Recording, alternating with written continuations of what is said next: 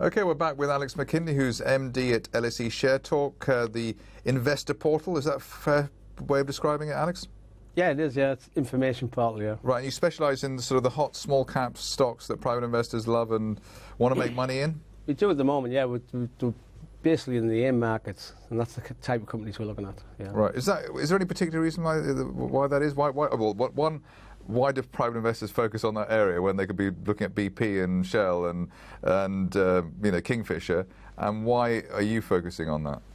Because I think if you've got a portfolio, the most of your portfolio you would put in blue chip shares, but if you want to look for a stock that's going to rise dramatically, also fall, you look at the AIM market. So people just love the excitement, thrills and spills? It's a pure gamble, yeah, that's what it is, yeah. Right, there's some stocks you wanted to talk about today. Metal Tiger, the first one, is that a good place to start? Yeah, Paul Johnson, was good news from Australia last night from Mod, who Metal Tiger have 30% joint venture interest, and they also own 5% of the company. I've been trying to catch up with Paul this morning. I'm going to meet him at 10:15, and I've followed them from about spot 7, and it's... Well, Mod in the Australian market, when they opened, it went up by 50% last night. Right. So the share's currently around just over the 5 pence mark, up about 10% as we speak, early on Thursday morning. So the shares are already, they're already up. Like it's been a sort of, say, a 10 bagger for some people. How do you view the prospects for the company over the next few months? I think long term for them, they've got the Thailand prospects, they've got Spain. And I think they're a solid company. I've followed them for a long time now, and I know the management team. And when you talk to these guys, you know if they're the real deal or not.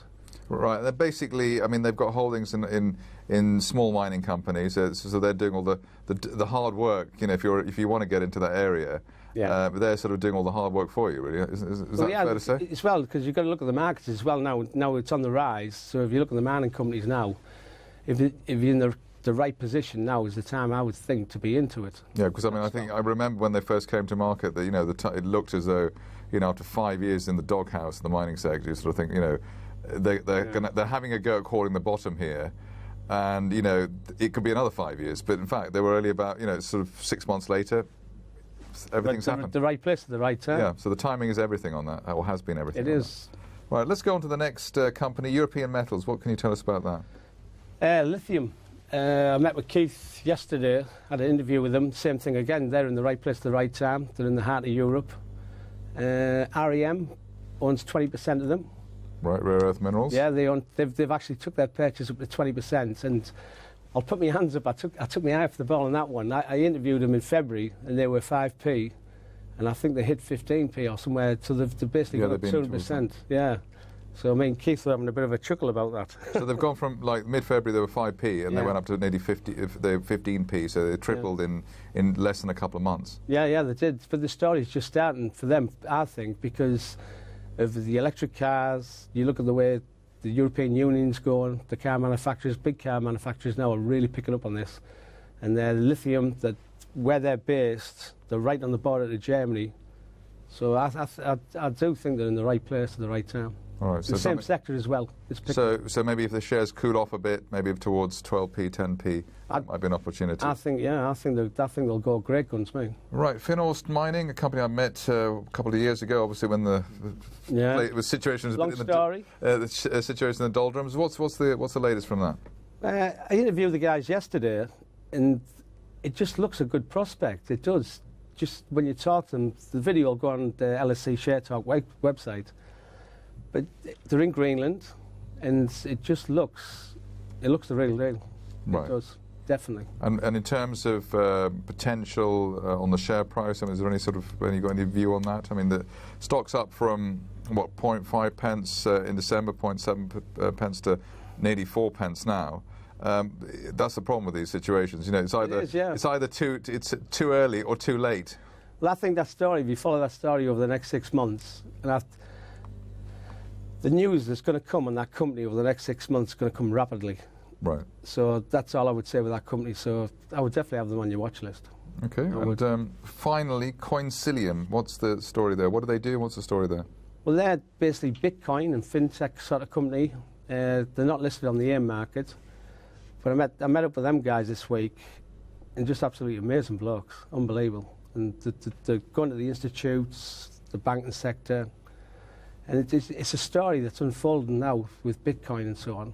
And I don't. People will pick up on it. It might take 1, 2, 3 years. I don't know. But Coinsilium, they're just totally under the radar. And you think they'll come to market? What do you think? I think they will do, but it'll be 1, 2 years time. But what I would like to add as well is, away from that, we had a show last weekend, Guy Andrew Neil, and we had Keris up there and Noricum Gold.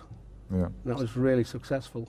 So that's sort of the type of road shows you're doing now at the LSE Share Talk. Yeah, that's yeah. Getting into events. Shard Capital, the stockbrokers, they sponsored it for us.